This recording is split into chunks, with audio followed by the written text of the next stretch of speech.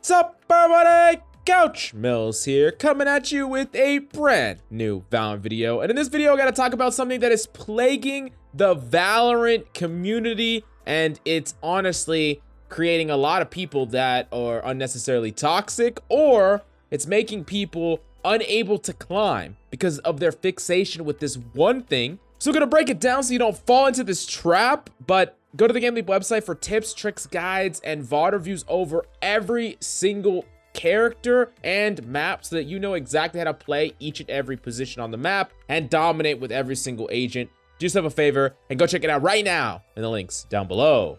Now, ever since the big reset where they added in the Ascendant rank, I took a break from Valorant. But I recently came back, I grinded it out, I got back to Immortal, and it was a pretty shitty experience, I'm not gonna lie with you. And there was one thing that kept on happening to me and a lot of players in pretty much all my games, and it was the constant emphasis in the stats of a player. Because now, if your profile is public, players can go in and they can look at your stats. They can see what your win rate is. They can see what your win rate is on certain maps and with certain characters. And most importantly, they can see your headshot percentage. And for whatever reason, there is a huge fixation into these stats. It really reminds me of the medal system back in Overwatch 1, where people would just, flaunt the fact that they had gold medals and they could do no wrong. We saw that a lot, and I got crazy accusations like, how are you in this rank if you only have this headshot percentage? By the way, I have about a 19% headshot percentage. Pretty low, right? But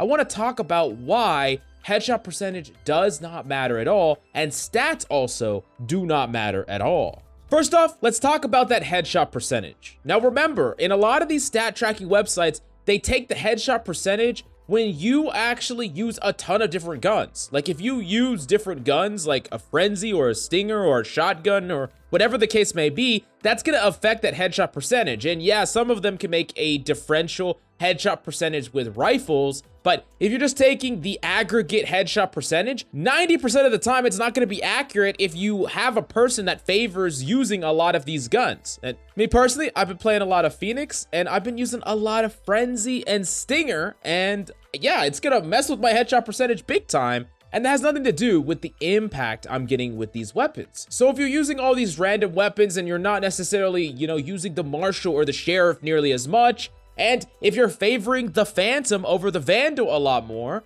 you might not be getting as much headshots. And that leads me directly to my next point. You can play in a certain way that will change that headshot percentage. For example, I went back and looked at my stats, and when I was primarily using a Vandal, taking a lot of time with taps and bursts and really trying to be precise with my shots, I had a much higher headshot percentage. But then when I moved over to the Phantom, when I like to play characters like Phoenix and KO, I like to swing a lot of angles, I like to spray a lot through smokes, my headshot percentage went down quite a bit, but I won more, and I actually had more impact in my games, even though my headshot percentage went down. Because I was playing at a very different strategy. I wasn't playing characters like Jet anymore, trying to be super precise with the Vandal.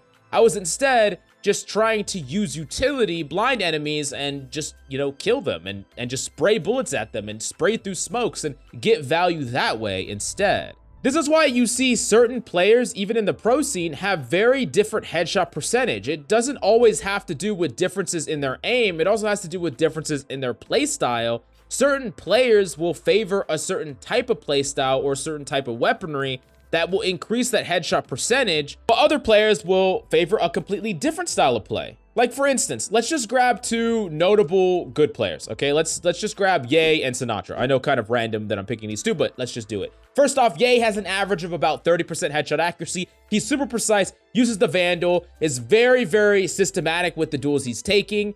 And yeah, he basically has a very high headshot percentage. And if you go to someone like Sinatra, he has half the headshot percentage at about 15%, even lower than mine, lower than pretty much the majority of people that I know that are in Immortal, Immortal 2, Immortal 3.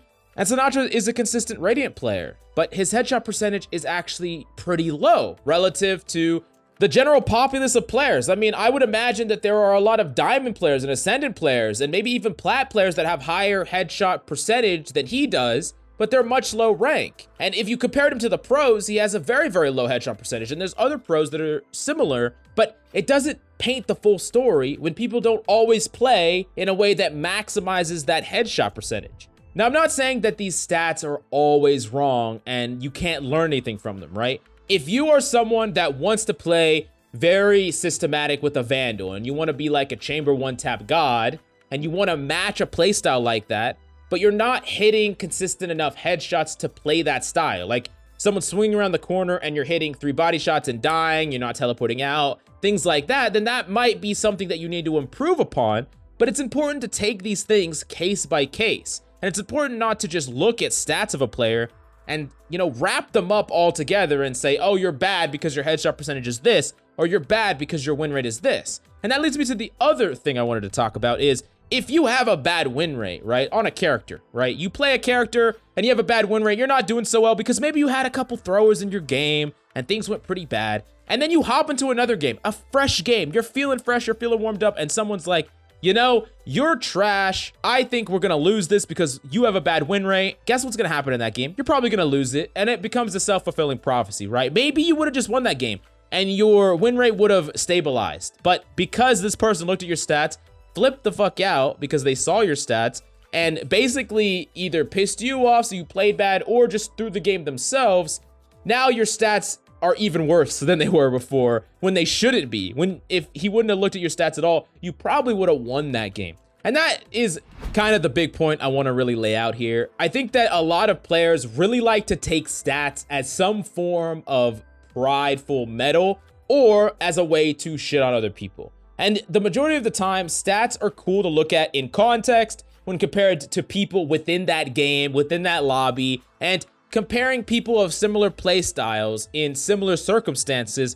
It's cool and it can be useful as a tool to analyze players, but it should not be a tool to use for toxicity. It should not be a tool to benchmark how good a player is or how bad a player is, especially without the context of the match. And here's the thing, many of you might not believe me, but I would really like it if each and every one of you could go into the comments down below and type your rank and type your headshot percentage. And I bet you would be completely surprised the range of ranks and headshot percentage across ranks. You're gonna see some players that are really low that have crazy high headshot percentage, and some players that are really high that have crazy low headshot percentage. You're gonna see that all over the place. I absolutely promise you, and it's not gonna matter. And it might open your eyes to say, hey, maybe I should start over fixating on these stats that don't do anything for me, that don't help me improve, and really is just a stupid benchmark that's kind of holding me back. But let me know if you agree or disagree with this rant video down below. Go to the GameLeap website if you want to pop off and dominate with 10% headshot accuracy, 5% headshot accuracy. I don't care, you're still gonna pop off. Bucky only, no. But go to the GameLeap website right now in the links down below.